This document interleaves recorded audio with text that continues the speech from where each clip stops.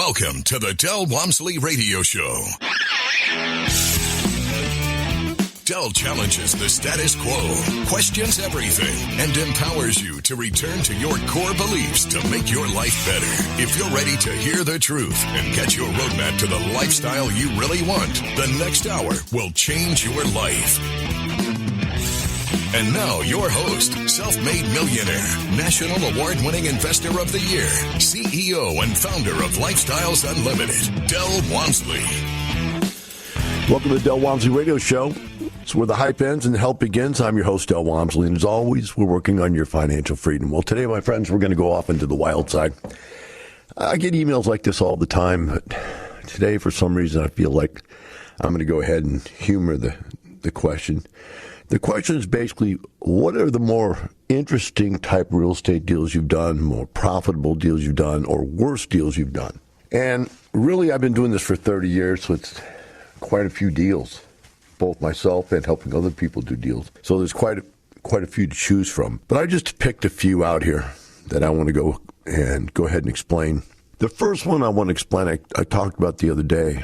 It's a rather unique deal because what it proves is that you can turn lemons into lemonade in real estate. You know, the stock market crashes on you, you really can't do anything. There's nothing physical you could do to go fix that problem. But in real estate, there are workarounds that you can make things happen and still come out smelling like a rose even when you fell into a pile of you-know-what. So the first one I want to talk about is a set of duplexes. It was 5 duplexes in a row that I bought as a commercial deal because they were not surveyed separately.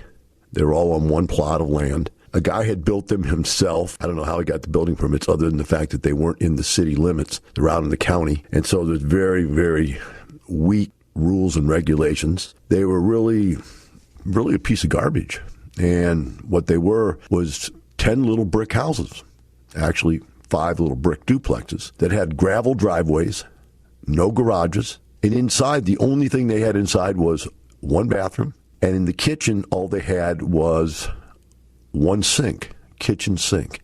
There was no stove, no refrigerator, no vent hood type of thing, except what the previous owner had put in there, which was the cheapest stove and the cheapest refrigerator you could buy, is all that were in these things. So there's really nothing to do with them. The tenants were all ridiculously terrible tenants when I took it over. I mean, one guy had literally had a shop. He was building stuff in his duplex. Another group had 2 or 3 families living together in one of them. There were all types of strange people living there. And all I saw was opportunity. Why did I see opportunity? Well, first of all, I bought 10 units for $200,000. That's $10,000 a unit. They were rented at the time, I think, for $300, the 2-bedroom, 1-bath. They were rented for only like $300, $350 a door. Once I bought them, I raised the rents immediately to $500 and probably could have got more for them, but they were just such low-end piece of real estate. I didn't really think it was really important to do that. Whenever I do a make-ready on them, they had linoleum floors, so there was no carpet to replace. And all we do is we go in and paint the walls. And I joked that we painted it with high-gloss beige paint. And the reason we did that was because nothing stuck to it. And so this was really designed to be a Class D housing environment. And it was designed to take on what I call purple Martians, people that don't fit into the other types of housing, people that wouldn't be allowed to live in other types of housing. These things were crazy.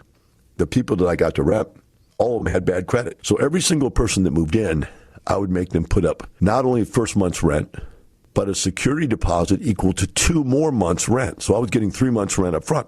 People were willing to pay it. Why? Because they couldn't rent anywhere else. Typical example of a tenant, I had some criminals that couldn't, get a lease anywhere else. I had 5 young guys that wanted to live together in a 2-bedroom house, which just, that was a disaster. But there was nothing they could break, nothing they could steal. There was nothing there. It was walls. So I leased to them, but here's what I did. I made them pay 6 months rent in advance. And I said, okay, here's what we'll do. You pay me 6 months rent in advance. There's 5 of you. Each of you pay me 1 month's rent in advance. 1 month for security deposit. And then what we'll do is each month you can pay the rent until we get to the last 6 months. And then you can pay, I'll take 1 month of the security deposit and use it for the last 6 months. So if you can make the payments for the first 6 months, I'll give you back the deposit over the last 6 months. And you want to know how this worked out, right? Well, within the first month of them living there, they made the payment. No big deal. Had all the security deposit. I wasn't worried anyway. But within 1 month of living there, they stole a car. I happened to be over there for some reason. I saw the car parked in the backyard, and it wasn't parked on the driveway, the gravel driveway. It was parked in the grass. Now, that was problematic for me because there's a septic system in the back. And by the way, these things had septic system and wells. So there were no water bills, no utility bills. There were no bills. The electricity was billed to the tenant. So this was the cheapest, most inexpensive place I ever owned in my entire life. Cost me nothing to own it. The property taxes were nothing on it because of how cheap it was. And these guys lived there for about a month or two. I don't remember how long it was, a month, 2, 3, maybe at the most, something like that. And I happened to be over there, and I saw this Mercedes-Benz. I think 5 young kids, black Mercedes, or expensive Mercedes, parked in the backyard. So I said, man, that's weird. So I walked back there, and I looked in there, and the car had been stripped. So they stripped the car to sell the parts to make money and just left the car in the backyard. Well, I called the police, and the police came out. Sure enough, the car was stolen, and they all got arrested. And so I got 6 months worth of rent for free because they all went to jail, right? And they had broken the lease by not paying the rent, so I got the money. Had other problems with this thing. It had a septic system, and every time it would rain, the yards would flood because the water table was so high from there being a septic system. So finally, the county health board came to me and said, or they left a notice on the doors that something has to be done because of the septic systems, you can't have this high a water table. You need to fix this somehow. So I called up the county and said, what's going on with this deal? And they go, well, you got to fix this problem. And I said, okay, how do I do that? They go, well, you need to get an engineer out there and redesign either the septic system or find some way to get the water out of the backyard, whatever. So I called. I said, give me an engineer. And they go, we can't give you one. I said, well, do you have a list of them? He says, yes, I have a list of them. I said, okay, can you give me that list? They gave me the list, and I called the guy on top of the list. Just they were like alphabetical, whatever. And some big Bubba guy came out with, big Bubba cowboy hat and Bubba cowboy boots, driving a Bubba cowboy truck, right? And he went out there, looked at it, and said, boy, you got a problem here, boy. I said, really? He goes, yeah, you got a problem here. Too much water. Like I didn't know I had too much water. I said, well, what do you think I can do about it? He said, well, here's what you need to do, boy. You don't have any gutters on this house. So what you need to do is put up gutters on this house. And by the way, it wasn't all of them. It was just the one on the low end. Kind of the land kind of sloped downward. He said, you need to put gutters up on this house and shoot those gutters out into that front ditch there because the open ditch that ran along the street that the houses were on. I said, that's all I need to do. He goes, that's all you need to do. And so I put the gutters on the house, and I ran the one gutter out to the ditch. Called him back. County goes, yeah, you did what the engineer said to do. Here's an engineer report. The engineer gave me a report that if you do this, it will fix the problem. I did it. County came out, said, okay, you did what he said to do. Voila. Problem is fixed. Wow. So this kind of stuff just kept happening with this house. It was kind of a crazy deal. And the story gets rather long and complicated, but very, very interesting and fun. When we come back from break, we'll pick it up because what happened then was I got a notice from one of my tenants that the people that were renovating the lot behind us had come over and said that we had a problem. When we come back, I'll share what that problem was.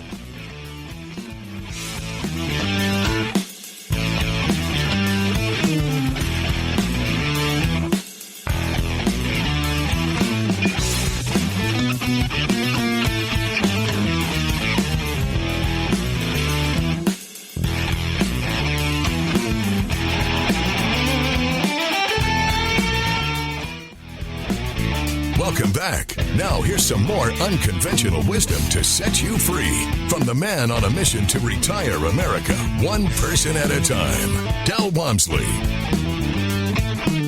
Talking about crazy deals that I've done, as many as we can get in during the show. Talking about a deal right now, which was 5 duplexes. And as I went to break, I was explaining that I had gotten a notice from one of my tenants, a call from one of my tenants that there had been a problem and that I need to get out there to take a look at what the problem was. So I went over there, and the tenant goes, the guys back there that are bulldozing this field. Now, right behind this lot, remember, this is, like I said, a commercial deal. It's just a lot with 5 duplexes on it.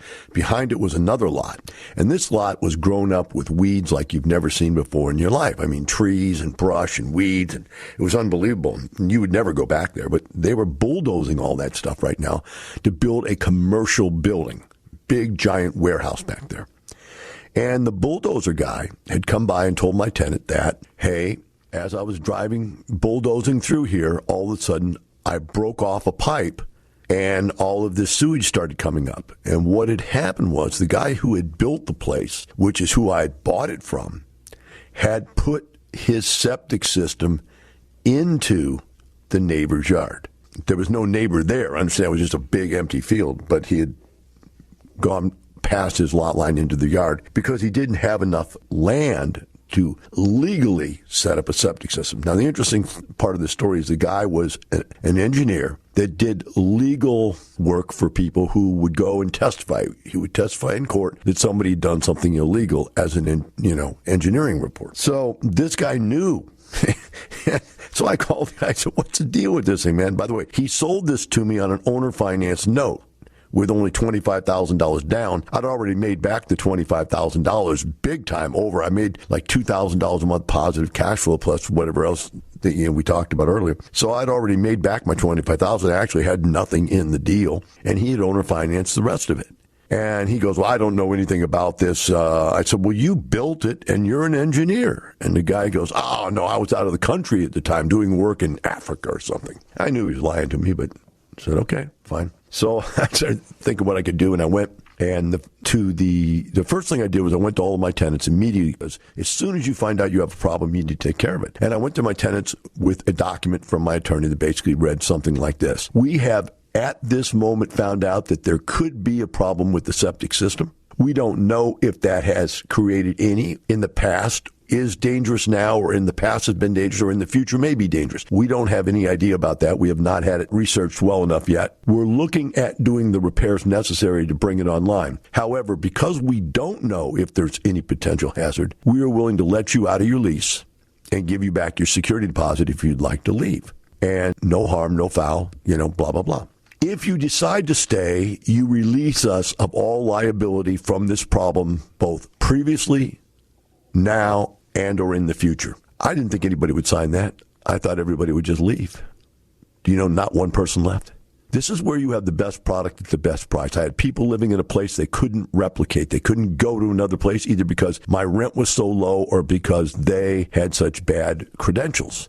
So nobody left. Everybody signed the documents. I owned it inside of an LLC. They now had released me, so my tenants had released me. I had an LLC around the deal, so nobody could get to me anyway. And by getting them to sign that, they had released me. So in other words, they could sue the LLC, but they had given a release to the LLC and to me, so they couldn't come after me for saying, well, you knew about it, why didn't you do something? Because I did. I immediately took action. The next thing I did was I got in touch with the county. I said, look, I got this problem here. What can I do to fix it? And they said, well, you don't have enough land space to create a septic field.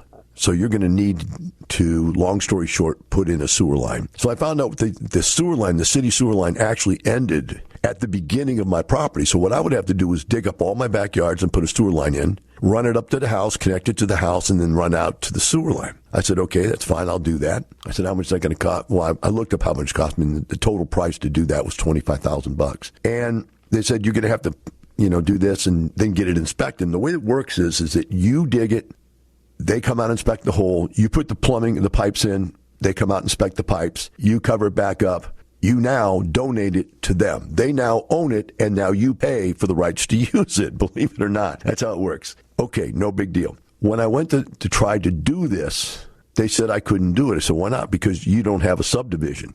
What do you mean you don't have a subdivision? You have to have a subdivision. So I had to go back and get it replotted as 10 houses. Otherwise, the city sewer couldn't go there. So I had it replotted as 10 houses, created a subdivision called Delville, and we started, doing the work.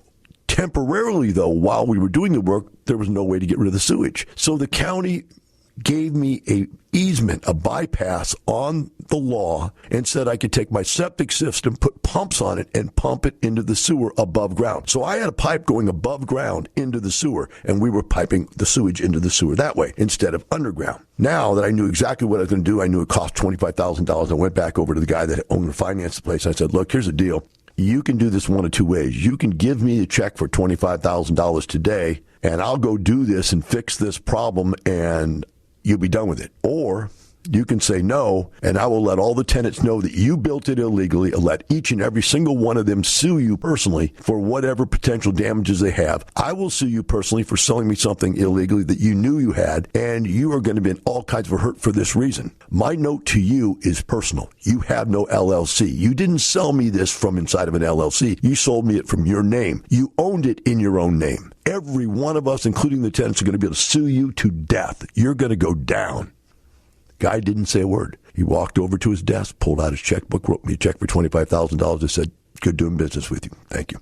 Done. Now, what's the good part of the story? The good part of the story is after I plotted everything, they became houses. They were no longer apartments. The apartments, as apartments, they were worth $10,000 a door. As houses, they were worth whatever the comps said they were worth. The comps said they were worth $45,000 each, and they were the exact same buildings they were when I bought them for $10,000 a door. Because the comps, I was able to sell them for $450,000, and I bought them for $200,000, so I made $250,000 on a $25,000 down payment. Now, what do you think that is? That's 1,000% return.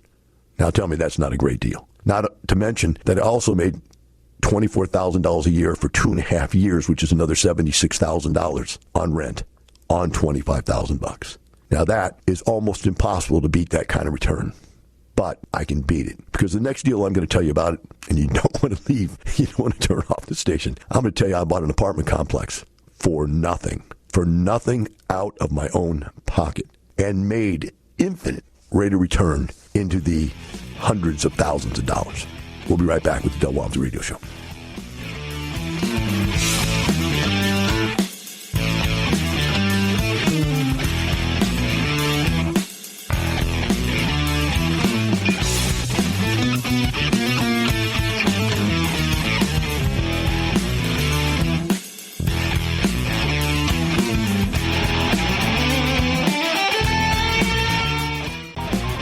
Welcome back. Now here's some more unconventional wisdom to set you free from the man on a mission to retire America, one person at a time, Del Walmsley.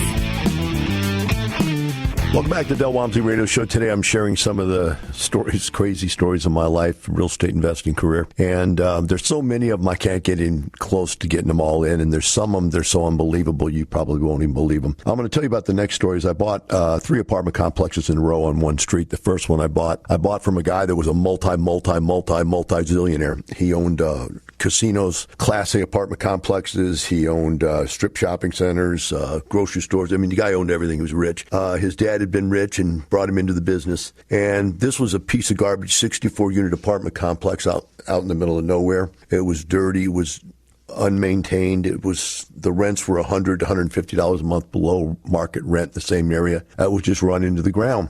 And so I'm talking to this guy about buying this thing from him. And I said, what's the deal? How do you own something terrible like this one? I know, I've looked you up. You own all this really great stuff. The guy goes, let me tell you a story.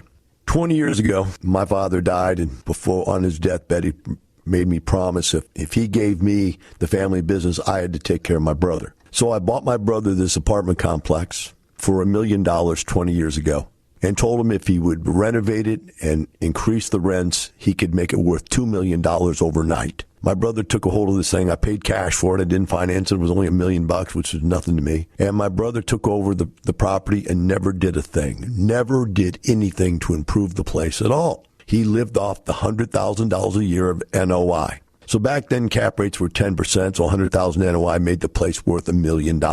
And so I negotiated the guy. He wanted to sell it for $1 million, and I said, look, the roof is bad, this is bad, that's bad, everything's bad, the rents are low. I'll give you $800,000. He goes, no, I'm not going to take $800,000. I'll take $9 million. So we went back and forth, and he got $9 million. I wanted $8 million. He got $9 million.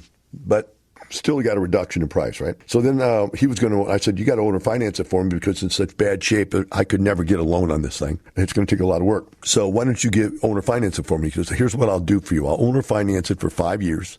And at the end of 5 years, you're going to have to refinance it or I'm going to take it back. And I said, not a problem. I agreed to that. Then I said, okay, I want to put $100,000 down. And he goes, no, I need you to have more skin in the game than that. I want $150,000 out of you. And so We agreed to $150,000 as a down payment, and then he would owner finance the rest, which was like $750, I think it was, that he would owner finance. So I took it over and immediately raised the rents $100 a door, just across the board. Started fixing things, went up on the roof and patched up the roof everywhere where it was leaking so it would just survive. Repainted the outside of it so it looked better and started doing better make-readies. And within 6 months to a year, I'd raised the rents on everybody. So now, with that rent increase, the property was worth $2 million. So I went and found out that I could take the $2 million, refinance that property, and I could pay him off and still put money in my pocket. I went to him and I said, look, I know you gave me a 5-year note. If I could pay it off early, would you discount the note? Thinking I'm going to get him to go down because I knew I could do it. And he goes, no, no, I like you owing me money. You pay really well. You're always on time. Just a good little side note for me. I said, all right, you got me. I'm going to go ahead and pay it off anyway then. And so I went and I refinanced and pulled out the money and got a new loan put on there. Paid him off and put money in my pocket. So within 1 year, the value of this property had gone up $1 million. In 1 year, I only put in about $75,000. So how did you only put in $75,000? I thought it was $150,000 down. Here's what happened. When I negotiated the deal, I negotiated to close on the 5th of the month where they had already collected most of the rents. So at that point, what happened was I got prorated rent of $25,000 at closing. I also got the security deposits from the tenants, which was another $20,000. So there was $45,000 credited to me. I then got the property taxes because it was late. It was late in the year, and he owed the property taxes coming up in a few months. So I got credited $27,000 for property taxes. And then the creme de la creme, I bought the place using my real estate company as the buyer's rep, and I pulled out $14,000. All told, I had $86,000 worth of credits. When I sat down at the table, I had to come up with $64,000. So if you can imagine, I took $64,000 in a little over a year. By the time I got the refinance done and everything, I'd made over $1 million.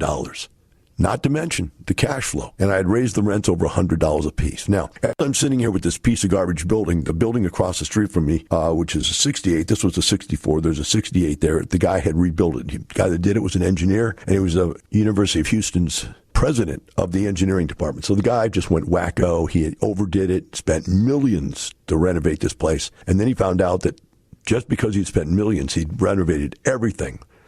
Everything from the studs out was brand new. All new sheetrock, all new electrical, all new plumbing, all new cabinets, counters, appliances. Everything was brand new. Even new electrical boxes and new electrical meters. The place was beautiful. I thought it looked like a Class B property. He found out, though, that no one would buy it because he made a really stupid mistake. He put a loan on it that had to be assumed and could not be paid off. And nobody wanted to come to the table with the large amount of money he wanted. It would have taken $750,000 out of pocket. Back then, that's unheard of to put that much down on a little teeny property in a bad part of town. So I went to him owning the property across the street, and I said, I'll tell you what I'll do.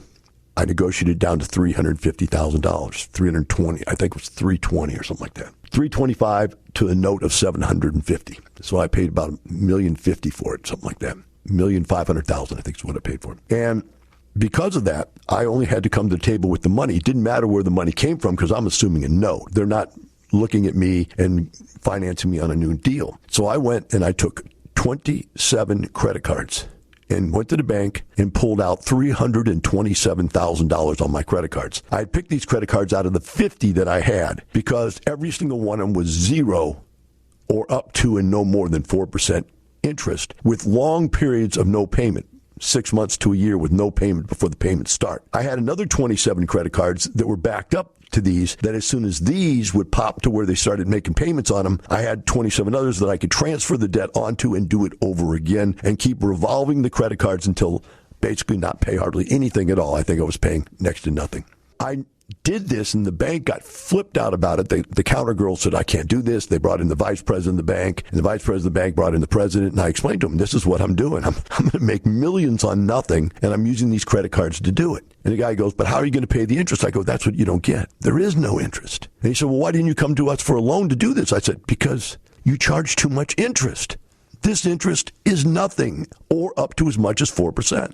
And the guy was flipping. I said, look, I'll tell you what, I'm going to come back to you every month and show you my spreadsheet. And I showed him the spreadsheet, how I was going to keep track of it. I'll bring the spreadsheet back to you every month and show you, just so you can see, because this was my bank and my banker, see that I'm not crazy, that I can actually do this. So lo and behold, I did it. Now, here's the beautiful thing. Even though this place had $1 million renovation on top of it, and it was 10 times better than the property across the street that I owned, its rents were $100 a month below mine. They should have been $100 a month higher than mine. So I immediately raised the rents $100 a month, increased the value of the property, right? Just immediately increased the value of the property. About that time, I refinanced the property across the street, the old one. I'd come to the end of that story, and I pulled out enough money to pay off all the credit cards. And I think I paid the credit cards maybe 6 months down the line, little pieces here and there of money. But I took the money from the other one and paid the credit cards off, so I actually had no money out of pocket in either deal. And now I had each one of these properties, after I raised the rents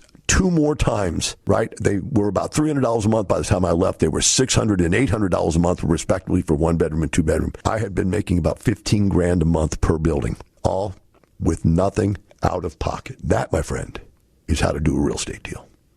And when you find something like that and you know how to do it, inevitably, you're going to end up rich. And that's the rest of the story. We'll be right back with another great story.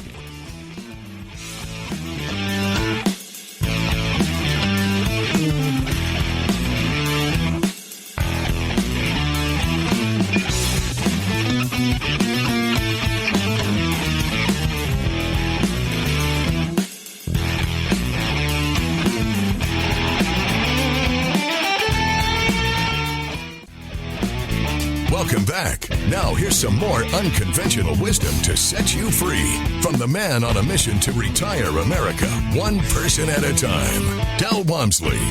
Welcome back to the Del Walmsley Radio Show. Today we're going through crazy deals that were crazy profitable. In fact, they're so profitable you understand why I am financially where I am today. It's because I was able to put together some super incredibly profitable deals that catapulted my wealth. This next one is when my wealth really catapulted. It was a giant 320-unit apartment complex that I bought during the recession in 2008. It was on a street where it was a 2-block street with 11 apartment complexes, 3,500 units. This one was 320 units. When I went to buy it, it was in foreclosure, and Fannie Mae tried to sell it to me, or Freddie Mac, I think it was Freddie Mac, tried to sell it to me. They wanted $16,000 a door. I signed a contract for $16,000 a door. Everything else on the street had been bought for $50,000 a door and had debt of $35,000 a door on it. So they had to compete with a debt of $35,000 per door, and they had paid $50,000, and I was going into contract for $16,000. When I got in there and did my due diligence and feasibility, I found out the place was 54%